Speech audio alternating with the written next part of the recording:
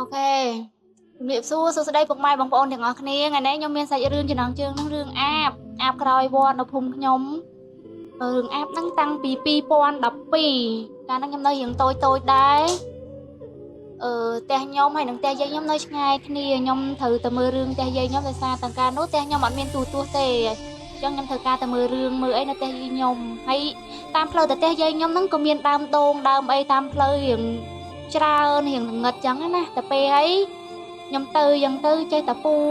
អីហ្នឹងគាត់ចេះតែបន្លាចខ្ញុំតាម9យប់ខ្ញុំទៅមើលរឿងផ្ទះយាយខ្ញុំមកវិញប្រហែលជាម៉ោង1 ដណ្ដប់2 ដណ្ដប់យប់អីហ្នឹងខ្ញុំដើរមកវិញហើយក៏ខ្ញុំដេកនៅផ្ទះអ៊ំខ្ញុំហ្នឹងហើយនៅផ្ទះអ៊ំខ្ញុំប៉ុន្តែប្រហែលជាម៉ោង4ទៅម៉ោង5ព្រឹកម៉ោង4ទៅម៉ោង5ព្រឹកហ្នឹងគឺខ្ញុំបាត់ជើងតូចម៉ោង4ម៉ោង5ព្រឹកហ្នឹងខ្ញុំថាបងស្រីខ្ញុំត្រូវជាម៉ោងខ្ញុំត្រូវទៅដាំបាយកាលជំនាន់នោះមក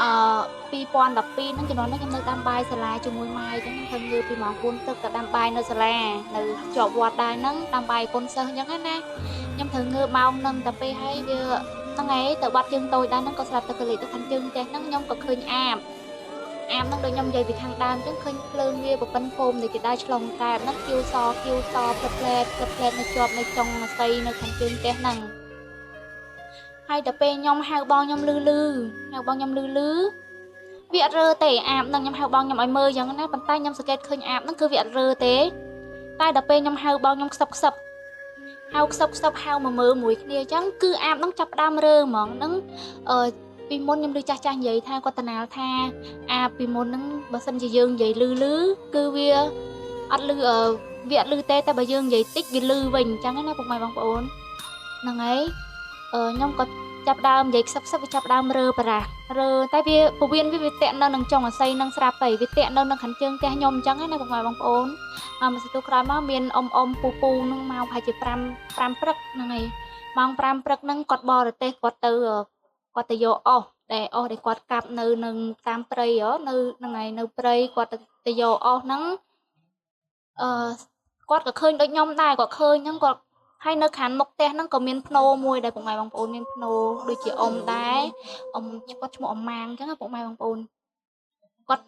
អ៊ំបរទេសហ្នឹងក៏គាត់ស្រែកហៅលៀបគាត់អត់ខ្លាចអញ្ចឹងណាគាត់ហៅនៅក្នុងភ្នោហ្នឹងគាត់ហៅម៉ាងនោះអាបតាក់នៅចុងថ្នោតនៅអាណាងអើយសុំទោសអាម៉ាងអញ្ចឹងណាតែពេលហើយវាអត់រើទេប៉ុន្តែខ្ញុំអ្នកមើលពីលើផ្ទះហ្នឹងខ្ញុំឃើញខ្ញុំហៅខ្សឹបអញ្ចឹងណាហៅតែវាព្យាយាមរើរហូតដល់ពេលម៉ោង5ម៉ោង6គៀកភ្លឺអីវាម៉ែខ្ញុំគាត់ចុះមកពីលើផ្ទះ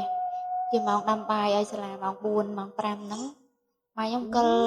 ចុះមកពីលើផ្ទះមកតែពេលគាត់ចុះមកគាត់កាន់ពិលមួយចុះប៉ុន្តែគាត់អត់ចាប់អារម្មណ៍ឃើញភ្លើងនៅលើចុងអាស័យទេគាត់ចុះចូលបន្ទប់ទឹកហ្នឹងតែពេលហើយគាត់ចុះចូលបន្ទប់ទឹកទៅអាបហ្នឹងក៏វាចាប់ដើមទម្លាក់សក់វាវែងហ្នឹងអញ្ចឹងវាយកមកបាំងភ្លើងវាអញ្ចឹងណាតែនៅតែមានភ្លើងភ្លឺផ្លឹបផ្លែតដែលយើងមើលពីឆ្ងាយហ្នឹងឃើញភ្លើងប៉ុន្តែវាយកសក់វាបាំងសក់វាវែងហ្នឹងពុកម៉ែបងប្អូនហើយម៉ែខ្ញុំក៏អត់ចាប់អារម្មណ៍ទេក៏គាត់ដើរចូលបន្ទប់ទឹកទៅគាត់មានឃើញអីទេហេតុការណ៍ថ្ងៃហ្នឹងខ្ញុំចាប់អារម្មណ៍ឃើញអាបហ្នឹងគឺរើមែនតើឃើញរើបារះអញ្ចឹងណាពុកម៉ែបងប្អូនគឺរើតតែម៉ោង6ព្រៀងរបៀបវាចិត្តភ្លឺហ្នឹងឃើញវារើបារះតតែវាលបោតតែខ្ញុំគិតថាវាដាច់តាក់នឹងពវៀនវាមុតវាអីចឹងហីប៉ុន្តែវារើទៅរួចចឹងណាក៏វាហោះទៅខាងជើងផ្ទះទៅភូមិមួយទៀតចឹងមានន័យថាអាបហ្នឹងគឺមិនមែននៅក្នុងភូមិខ្ញុំទេគឺវាមកពីភូមិមួយទៀតប៉ុន្តែវាមកតាក់នៅចុងអាស័យនៅខាងជើងផ្ទះខ្ញុំអញ្ចឹងណាពុកម៉ែបងប្អូនក៏វាហោះទៅផុតទៅប្រហែលជាម៉ោង7ព្រឹកខ្ញុំចាប់ផ្ដើមដូរខោអាវដូរអីងូតទឹកសម្អាតខ្លួនដែលយើងមកពីដាំបាយនៅសាលាឲ្យកូនសិស្សហ្នឹងហើយយើងដូរកៅអៅដូរអីចឹងទៅក៏ខ្ញុំស្រាប់ឃើញថាកៅអៅដែលខ្ញុំបោកទុកពេលល្ងាចហ្នឹងខ្ញុំឃើញទឹកមាត់អាបហ្នឹងវាដានប្រឡាក់ដូចដេញបងប្អូនធ្លាប់ឃើញខ្យងវានៅលើដីមានតែទឹកមាត់ដានវែងអាហ្នឹងដូចគ្នាទឹកមាត់អាបហ្នឹងគឺវាពណ៌ក្រហមតែយើងទឹកមាត់ស្លាមលូដានអញ្ចឹងបងប្អូនវានៅដានវានៅប្រឡាក់ដូចខ្ញុំគិតថាវាមលិតមកអីដែលកៅអៅយើងបោកមានក្លិនឆ្អាបក្អែលឬមួយក៏អីចឹងណាខ្ញុំគិតវាអញ្ចឹងទៅពេលហើយខ្ញុំឃើញវាដានវាប្រឡាក់អញ្ចឹងទៅក៏វាជាអាបហ្នឹងហើយវាមកលិតអាហ្នឹងហើយ តែខ្ញុំអត់ដឹងថាអាបដឹងអ្នកខាងណាមកទេដឹងតែអ្នកភូមិនៅខាងគៀនភូមិផ្សេងអញ្ចឹងណាពុកម៉ែបងប្អូនខ្ញុំអត់ដឹងថាវាមកនៅនឹងធ្វើអីមកជាប់នៅចុងអាស័យខាងជើងផ្ទះខ្ញុំហ្នឹងហើយសាច់រឿងក៏មានតែប៉ុណ្្នឹងដែរបងប្អូនបាទមិនដែរបងប្អូនបាទឥឡូវសាច់រឿងរបស់យើងគឺបានចប់ហើយបាទ